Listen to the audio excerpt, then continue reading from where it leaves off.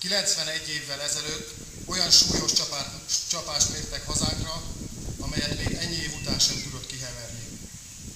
Egy hibás történelmi döntéssel szétmarcangolták azt a hazát, amely 1000 éven keresztül ellenállt töröknek, tatárnak, labancnak.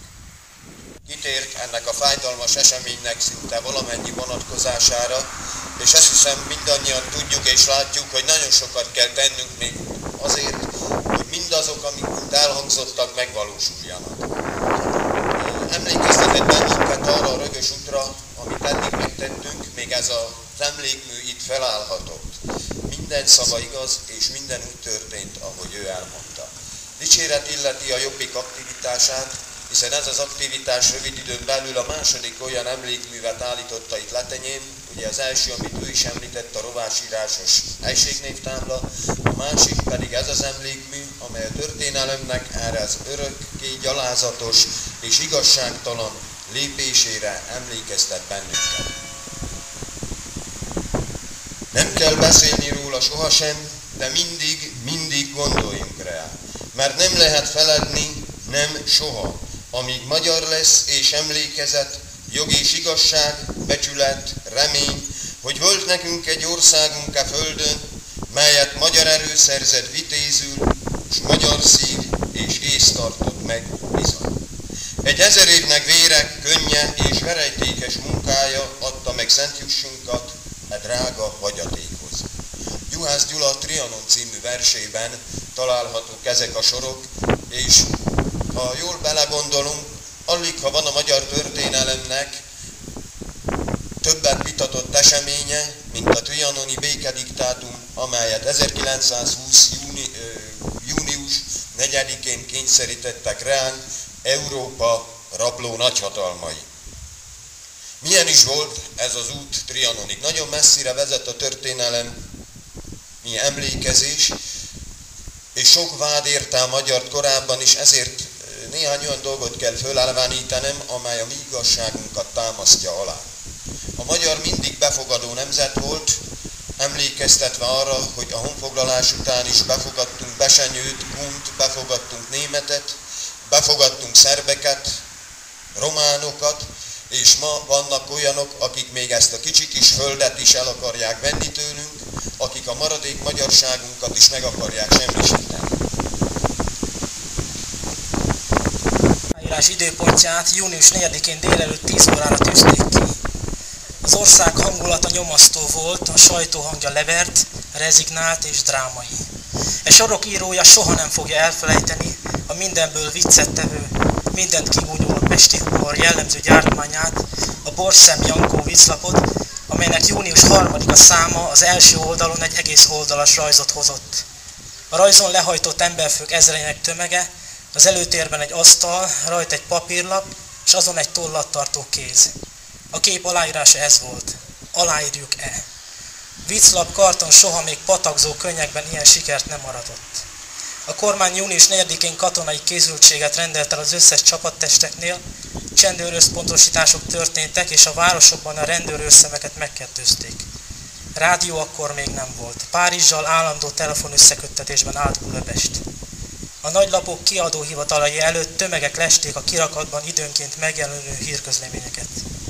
Az utcák reggel óta valami furcsa nyugtalansággal voltak tele. Minden arcon szorongás, a tekintetek fáradtak, üresek, mint a halottas házaknál virrasztás után. Még a szokott utcaza is tompább volt, mint máskor. 10 óra után 1-2 perccel jött a végzetes hír, és akkor megkondultak aranyok. Előbb Pesten, majd ahogy villámgyorsan szétfutott a hír, egymás után mindenfelé az országban. A magyarok 2 óra hosszat tartó harangozással temették múltjukat és jövőjüket. Budapest percek alatt feketébe öltözött, perceken belül fekete gyászlobogók lentek mindenütt, az ablakokban fekete drapériák. Az utcák fekete gyászruhákkal teltek meg. Emberek, asszonyok, férfiak az utcán patakzó könnyekkel, nem egyszer hangosan zokogva. Emberek rázták az öklüket az ég felé hangosan átkozódva. Az oktogon sarkán egy rokkant katona letépte zubbonyát, és könyökben levágott karja csonkját mutatva, őrjöngve kiabálta: hát ezért!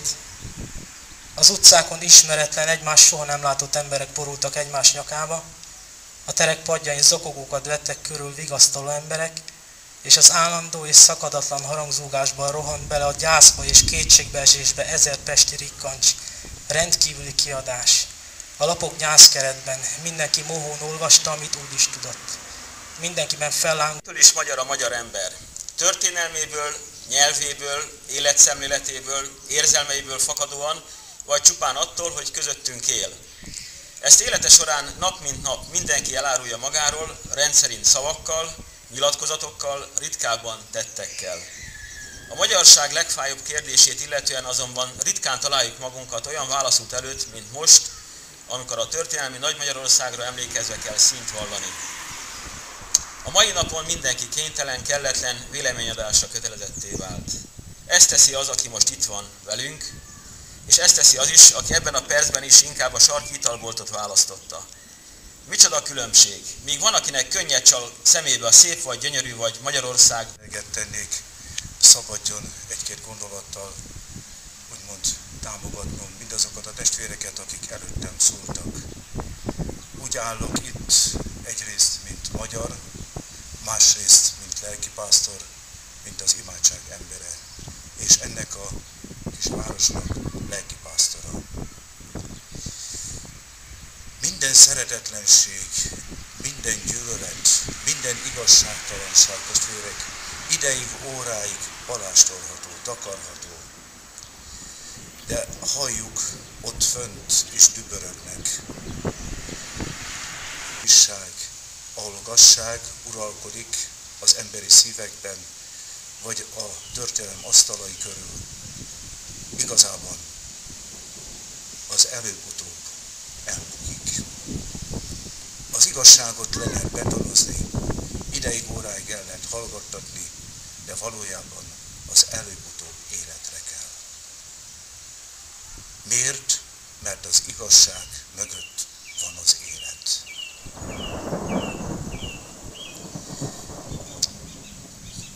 Magam is köszönöm azoknak a testvéreknek, akik úgymond otthonról, a nagy hazából hazahozták nekünk ide ezt a követ. Egy kicsi emlék a nagy hazából. És szenteld meg ezt az emlékkövet, és benne természetesen magyar hazánkat, magyar népünket. Áld meg a te bőkezűségedből nyert ajándékaidat, és töld el szívünket a szeretet lelkének örömével most is, Krisztus, a mi Urunk által. Ámen.